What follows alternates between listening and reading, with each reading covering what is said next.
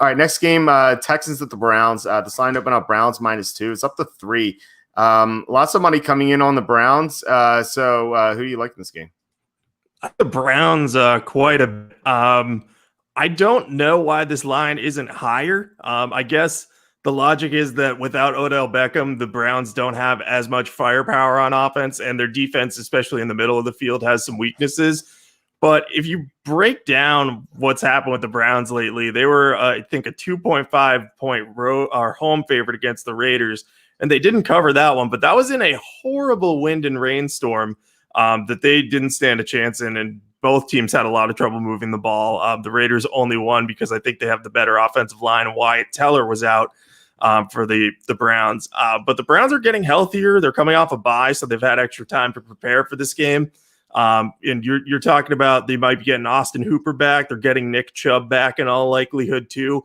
That's going to be huge for their ground game. They're going to be able to run a lot more. Wyatt Teller might be back too. He's a name to watch because he makes a huge difference in the run blocking game. So they're getting healthier. Their offense should be able to move the ball on the Houston Texans defense that just had a ton of trouble containing Jake Luton in the Jaguars offense. I know some of that came when they were up pretty handily, but it was still a one-possession game when Luton led that potential game-tying drive. So that does give me some pause about Texans. The other thing is I just think that Romeo Crennel, look, he's the interim head coach right now. So this is probably his last chance to have a head coaching gig or an interim head coaching gig at this point. The Patriots are on the Texans schedule following this game.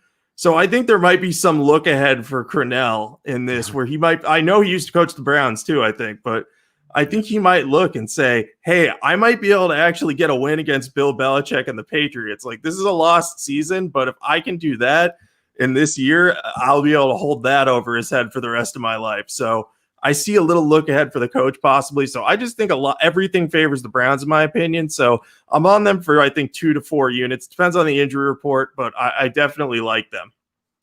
You know, what's funny is last week we agreed on every game except for Carolina, Kansas City, and then I switched my pick to Carolina.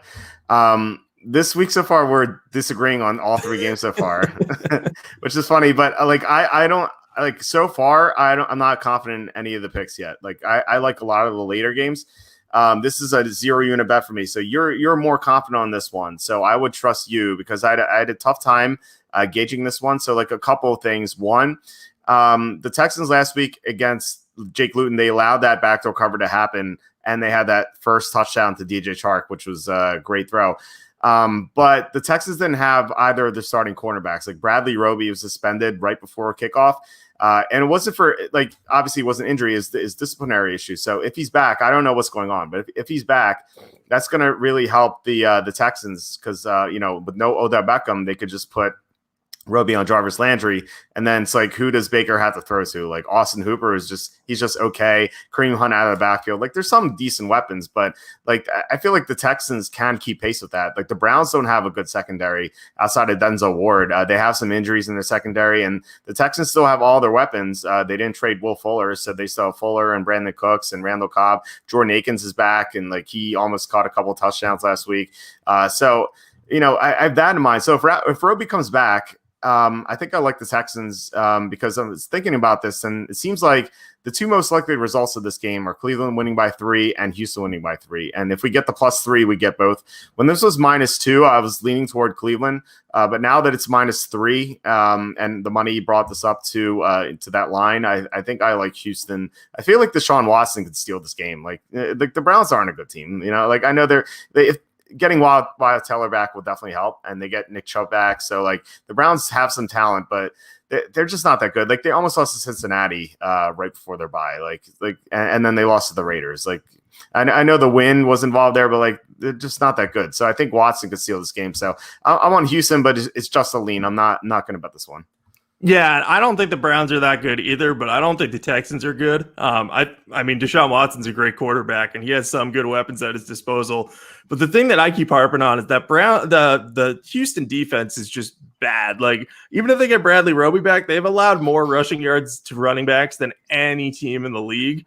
And the Browns, if Nick Chubb plays, have the best running back tandem in the league in Chubb and Hunt. And they could just kind of rotate those two in and just kind of do a ton of damage, play ball control. So I think that it's possible they could just wear out Houston and not give the offense enough chances. So I'm more confident in this one than you, but we'll see what happens. If the report changes, like if Chubb or Wyatt Teller's not playing, then I might change my tune about this once I see if the line moves or not. I don't disagree with you at all. Like you're right. Houston's defense is terrible. But I just think that Watson could maybe steal this game. Like I don't have any confidence in Cleveland, like definitely winning by more than a field goal, but like maybe I'm just wrong. All right, next